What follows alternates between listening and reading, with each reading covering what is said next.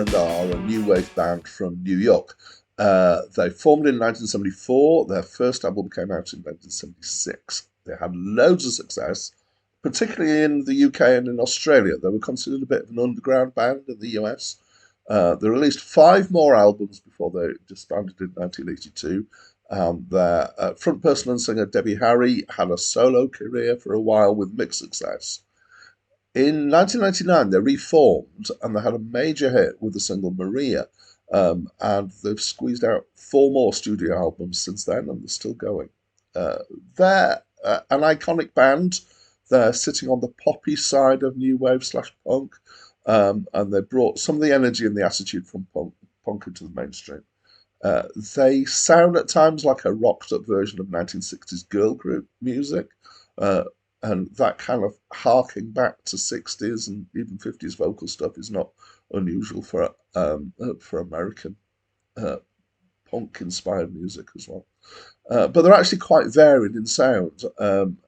Debbie Harry's voice is very recognisable. She's got a good voice, and they've definitely used her as an iconic front person.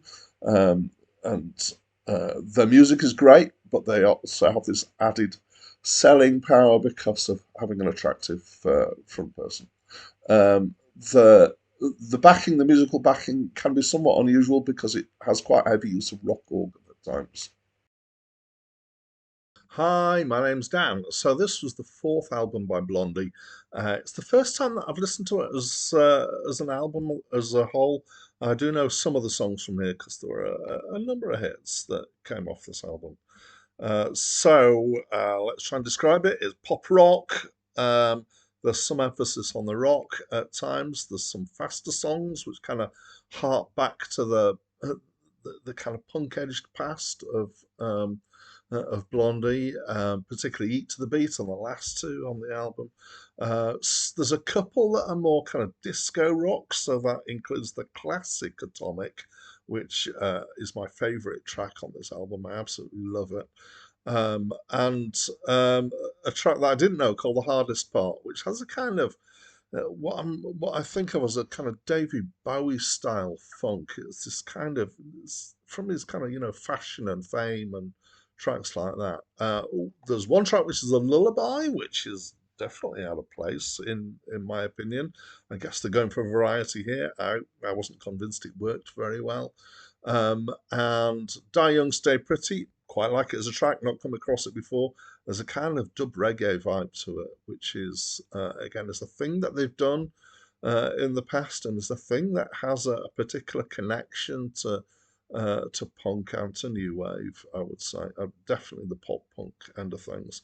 There's this is just it's not particularly about this album, but there's uh, I kind of start to think of Blondie as part of a continuum of female-led pop punk bands. So it starts with Blondie and then evolves later with No Doubt, and then my recent find of Paramore has that same kind of feel and vibe to them.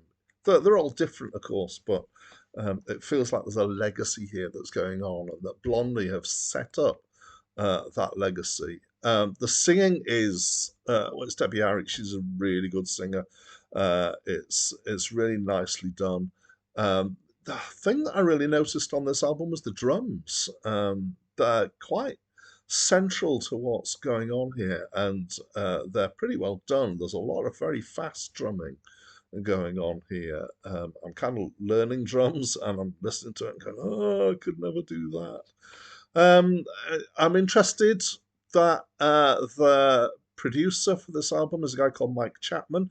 Now, I've heard of Mike Chapman from many years ago, and I know he's done quite a lot of stuff. But my first encounter with him was he was part of a songwriting and production duo called Mike Chapman and a guy called Nicky Chin, who were kind of the manufacturers of a lot of British glam stuff in the 70s. So Sweet, Mud, Judy Zook, and a few other uh, similar acts kind of came through their stable. But then Mike Chapman particularly went on and continued to do production.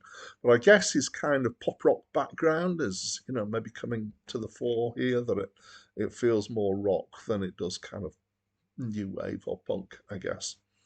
As an album, I like it, except for Union City Blue, which is a track I've always found boring. I just don't know why I don't like that track very much.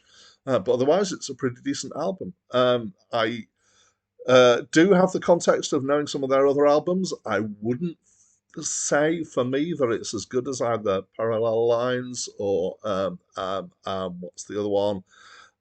Anyway, I've forgotten the name. It's just gone off the top of my head. But out of that context, seen as an album in its own right, I think it's decent. It's good enough. So yeah, that's what I think. Um, and I'd love to know what you think. So please talk to me through the comment box.